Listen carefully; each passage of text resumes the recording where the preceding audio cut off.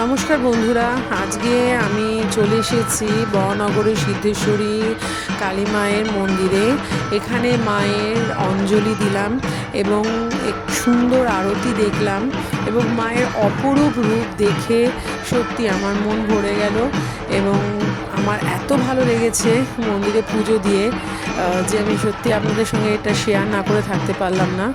এবং এরপরে আমরা বড়নগরে কালীতলা মাঠের মায়ের পুজোটাও আপনাদের আমরা দেখাবো। তো আমার চ্যানেল যদি আপনাদের ভালো লেগে থাকে বা আমার সঙ্গে থাকবেন এবং শেয়ার করবেন। আজকে সারা রাত আমরা পুজোর বিভিন্ন মণ্ডপে কাটাবো, তো আমার সঙ্গে থাকবেন এবং আমার চ্যানেল দেখতে থাকবেন। ধন্যবাদ।